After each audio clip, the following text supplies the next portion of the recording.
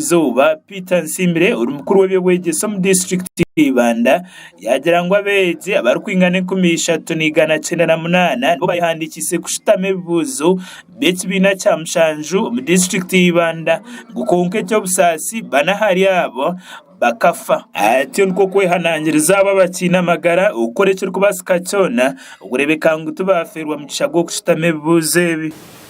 aba tukuteka kushitamira ebigyezo kunka umuri yabo already abana bana ntikimanya kurungi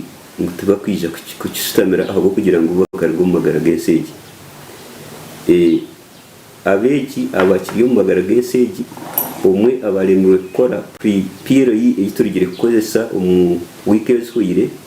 ntubashaba himuri bantu mwe mutakaferwe cy'ikigyezo abo kuba mukakora registration kandi tubine mu masikongo muyija mwiza kutukora ikintu cy'urundi munonga umuringo ngo gume P.7 ayihanangiriza abembezi b'amashomero amwe n'abashomesa ubutagezaho ukuyamba Abeegi umbibuzo byabo abashomesa ntubashaba do not lead these candidates into temptation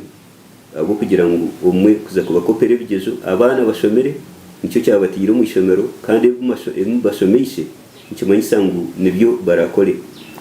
tarho okugira ngo okubakopera nicyo kikuza kubashikisa ibikiri aho Right Reverend Amos Magezi uri mureberezi wa North Western Corridor Diocese nawe yahamya Abeegi abarukuza kushitame cy'ibina cyamushanju obutera rikerera beitutereho no kutina abo kubarhanga naza kuba basombe buzo byabo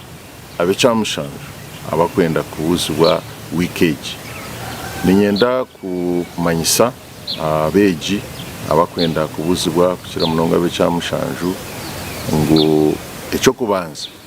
betantare okugira ubwoba Sitani nakozesa ubwoba nk'ikikwato cyo kuremesa abantu nambwe n'umwana kwari kugira ubwoba arwara nangwe nabasa kurwara n'umushwije gutaro bamuchebere ati nko kwehanangiriza abazeire ukorekera kubasika cyona ugurebeka ngo bashagika Abeegi abarukuza kushitame buzo ire mukwatire habana umuzire aro cyangwe cyo rukuyamba umukika k'umwana bushiwe kwarazo mu kizamu cyo kubara atine mathematical set atecho nogira ngo nakosaki mbona abazire mbahebe kwato mubakwatireho Abeegi abatari bamwe na bamwe abagambaho na Sky TV nabo bashobora kubetebekanise ukushitame buzebi abo kuba buri kimwe bacishomere. I'm very prepared and I know God will make it for us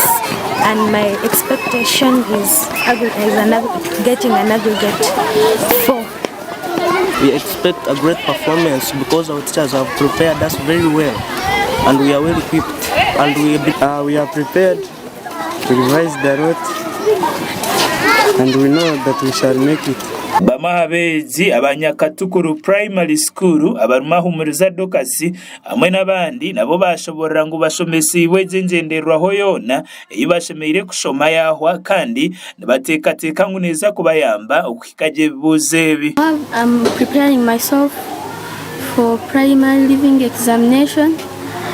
I've been revising my books. Our teachers have taught us a lot, and we also promise to work hard. Prepared for my primary living examinations because I revised hard. Our teachers taught us a lot, and I promise that I will make it to make sure that I